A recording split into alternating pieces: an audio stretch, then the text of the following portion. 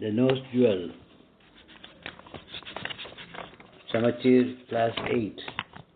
English. The Nose Jewel by C.RAJAGOPALACHARI. Time conscious. Be on time to school. Arise and awake. Get up early in the morning. Unity. Share and share alike. Beautiful. Be well dressed at all times. Focused. Be focused. Know your destination. Stop not until you reach it. Melodious. C.RAJA and S.B.B. gave very melodious songs, sweet songs. Ramaya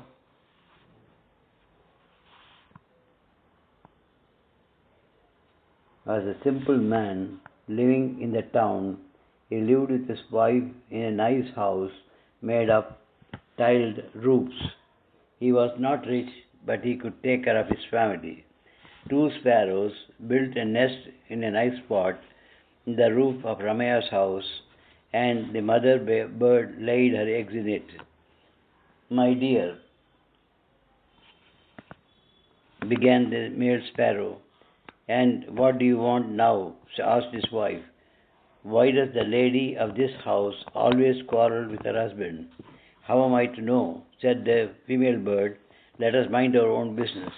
"You are always self-centered," said the male sparrow, and added, "Should he not help the poor Ramaya?" The female sparrow said with disdain, "Let me see what help you can do for him. Please do not talk about what does not concern us. See that the cat does not come near our nest. That would be enough for you and me." Somewhere in the muck heap lay a diamond nose jewel. The male bird picked it up and came to the nest with a shining stud in his beak and said to his wife, "Look, do you like this?" The wife bird replied, "What am I to do with diamond nose studs or with an earrings? Find some grub, the young ones are hungry." The bird dropped the diamond stud on the floor and went out in search of the little worms for the young ones. Ramaya's wife noticed the jewel as she was sweeping the floor. She picked it up with delight and wore it. Ramaya questioned her angrily, "How did you get this diamond stud? I found it lying here yesterday and took it, that's all. We should go and hand over to the village magistrate. If tomorrow the police should come and search our house, it will be a disgrace to us."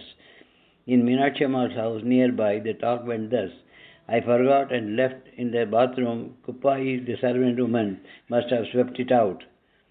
She is very careless and ignorant." The mother Meenakshi Amma consoled her little girl, saying, "Let us search and find. Don't tell father yet. He would go in a rage if he knew that you had lost the diamond nose stud. A bird's eye takes up about 50% of its head. Our eyes take up about 5% of our head. To be comparable to bird's eyes, our eyes would have to be the size of baseballs." "What is the secret you are whispering?" asked Ramanathan. That the loss of the jewel had to be admitted. Soon the whole village knew about it. The maid-servant Kuppai was suspected by everyone to have stolen it. The police came and searched her hut but could find nothing. Ramaya's heart was in a flutter. Ramaya's wife put the stud away in her box. She soon developed a severe fever and was confined to her bed. No one thought of searching their house. The he-sparrow said, "Look at the fun, my dear. The lady of this house is scared and is down with fever." "Nice fun indeed," said she-sparrow. "The poor woman is in a panic. The fever may be the end of her." "And a good thing too," said the cruel male sparrow.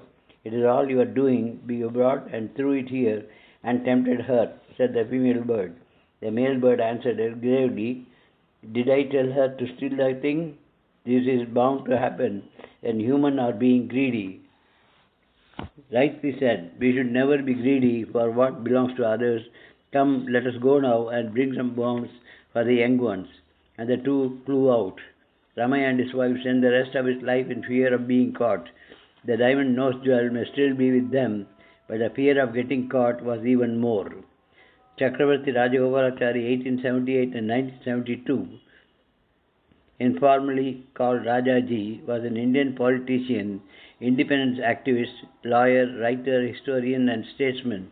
Rajagopalachari was born in the village of Torapalli in Krishnagiri district. Rajagopalachari was the last Governor General of India, as India soon became a republic in 1950. Furthermore, he was the first Indian-born Governor General, since before him the posts were held by British nationals. He also served as a leader of the Indian National Congress, Premier of the Madras Presidency, Governor of West Bengal, Minister for Home Affairs of the Indian Union, and Chief Minister of Madras State. He was one of the first recipients of India's civilian award, the Bharat Ratna. Self-centered, concerned with the self, disdain, feeling of contempt or scorn, muck heap, grub, food, magistrate, a judicial officer, limited authority to administrate, enforce the law, disgrace, a state of being dishonored or covered with shame,